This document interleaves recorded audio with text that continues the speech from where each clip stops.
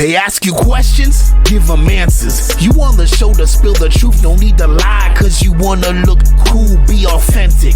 If you ran the streets, tell the story how it really went, because somebody like me might know how it really went. Steve J, Adam A, Rose City vets, Shotgun Big A, if you know the rest. It's more than a podcast and people letting out stress. It's even more better, we be sharing our success. You know, these are, you know, I didn't do bad work. I was never fired or anything like that. I just moved on to bigger and better. Is that why you never went to school to become a mechanic? I didn't have to. I didn't have to. And now all these places, I met all these different people that had all this knowledge. So I'm like a collaborative of all that information from all these different, you know, generations of building. You know, sometimes second and third generation transmission builders or transmission techs.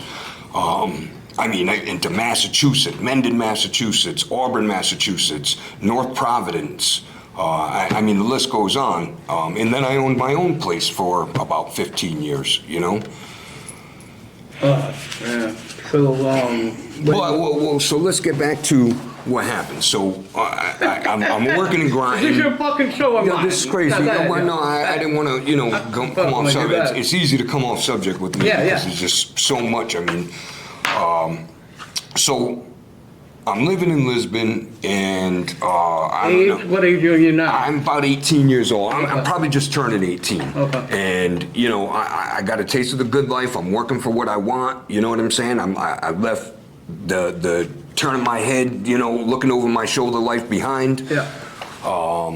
And I go away on a trip. I was dating this woman, and so it was funny because we were supposed to take Ivan with us, and we had to drop him off at the courthouse, right? And I was like, yo, you know, hurry up, man, because we're heading to Massachusetts. We're going to stay in the room. Ivan Welch? Yes, Ivan Welch. So turn around, I head back down there, and he ain't come out the courthouse at 5 o'clock. And I was like, oh, man. So I go in. I was like, yo, what happened with Ivan? And they're like, he's gone. They took him. I said, son of a bitch. So I call another one of my boys, Michael Hill. And he comes up. And now I got, can I talk about weed? Talk about whatever you want, crack. So I got, you know, a pound of weed. We're sitting in this hotel room all weekend. I got about 4 or 5 more pounds of weed sitting at the house. And we do the weekend up there at the hotel in Springfield. My girl was a dancer. She was working at the Fifth Alarm. And we come back, and my brother's wife says to me, she says, hey, there was a Norwich cop and a state cop here looking for you today. And I was like, what are you talking about? You know what I'm saying? So I call him up because he left a business card, and he's like, yeah, I think there's something you can help us with. Could you come down? And I said, nah, man, we ain't doing that. I said, you know, just what's going on? You know what I'm saying? I heard that you think you can help us shit before. And he said, oh, I'm not gonna beat around the bush. We got a warrant for you. And I was like, for what? And he says, sale of marijuana. I said, sale of marijuana? That's crazy. I was like, huh? So I said, whatever. I go down. And lo and behold, I come in, the officer comes out, he brings me in the back, and there's another officer waiting around the corner in the elevator, a cop that I had a lot of history with. And, you know, a lot of times that he arrested me, I had dipped the charge. I got away, the charges were dropped or what have you. So he's like, we got you now. And they had 3 counts, sale of marijuana. And they were talking, you know, 5 years each to 25 years each, you know, minimum. They were like talking, you know, 75 years of exposure maximum. And I'm like, so we go through, I get the lawyer, and I'm sure I'm leaving some stuff out. I go through court all this time, and they keep saying, you know, we got 3 months of surveillance on Hunters Avenue, all this shit. We got 3 certified buys from a CI, this and that. And I'm like, wait a minute, I haven't even lived in Norwich for over a year and a half. So these guys are talking, you know, this is just creeping up now, right? And I'm like, so now I'm bugging. I get rid of every shit in the house and all that shit, you know what I'm saying?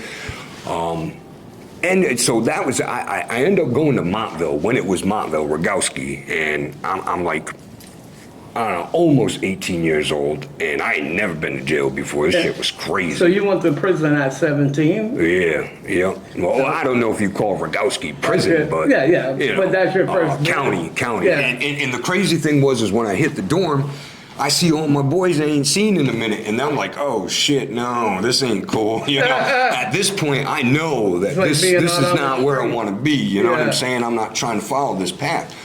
So I get out on bond. I go to court for a couple of years, and I beat the charges. And this is how I beat the charges. They kept saying, you know, Hunter's Road, Hunter's Road, Hunter's Road.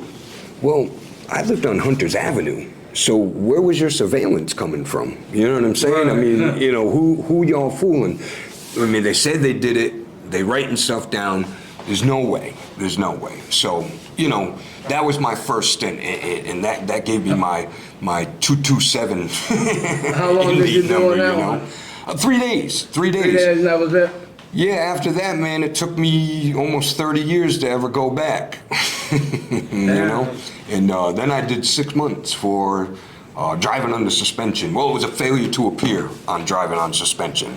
And I didn't even really fail to appear. I was just late for court. Judge wasn't happy with that, so they figured, you know, they'd take it upon themselves to give me a place to stay, give me a ride to court, and you know, I lost everything. My kids, whole 9 yards for, you know, being an hour late for court on a driving under suspension, you know. So they took more than one kid?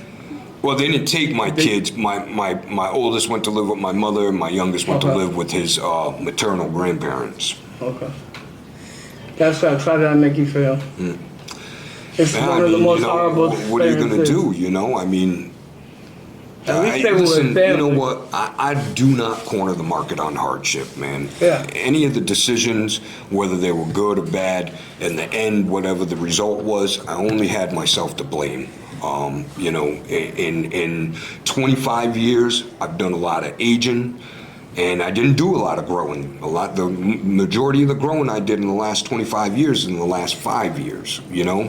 I've always, you know, at one point in my life, especially when I owned my business, I was always surrounded by a lot of people, you know, and I don't want to go as far as to say they were riding my coattails, or maybe they were entourage or something like that. But in the end, these people weren't there, man. You know, I went through some pretty crazy shit. When bad things come around, you really know who your people are, who your friends are, whoever it is. Yeah. You know what I'm saying? When I got busted, everybody left me, bro. Oh yeah. You know who bonded me out? Of course. Put me in a hotel. Who's that? A 16-year-old girl. For real. I was like, fuck. Well, the crazy thing is too, man, you know, so I did a little bit of time in Hartford County, and a younger kid came in with me, and you could tell he was a trapper, and he was talking all this stuff, and I said, yo, man, I said, bro, I said, you fucked. And he's like, what you mean? And I said, oh, fiends run the jail. He's like, how you figure?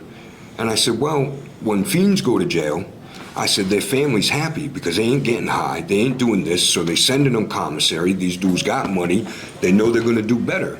But I said, when the dealers come to jail, you got maybe 2 people out on the street looking out for you. Your girl, the one that depends on you, maybe your mom's. And I said, and all that money you got on your street and your boys, now all of a sudden you're being avoided. Yeah. I said, so you tell me who's running the inside, you know what I'm saying? And this guy did not like that, but it's facts, you know what I'm saying?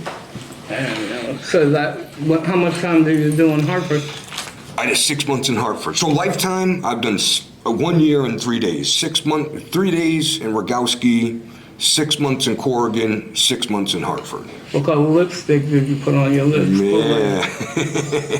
They only had the orange shit with it. Anybody fuck with you while you was in there? Nah, man, no. I was the life of the party. I was, man. You know, you got to do something to keep yourself occupied there, man. And absolutely. Honestly, not so much Corrigan. Corrigan, bunch of maggots, man, especially the guards. But Hartford, man, I got to say, Hartford, there's a lot of good people in Hartford, man. I met a lot of good people, the relationships that'll last for a long time, you know. How many kids you got? I got 2 kids. Boy and girl? No, 2 boys. No, answer the question. No, 2 boys. So they're the ones that got taken away. And how old were they? That I got a set of twins too, a boy and a girl. How old were they? when they got taken away? Jeez, so not taken away. They went to my mother's and Topics of discussion all depending on the mood of the person in the interview. As long as you keep it true, don't be lying for some views, cause we might just know you in real life and beyond. Lights, camera, it's on. News, life and beyond. Real life, real people, real discussions. Different people saying something. Everybody got a story to tell, so tell Steve, J, and Adam A. You tell. News, life and beyond. Real life, real people, real discussions. Different people saying something.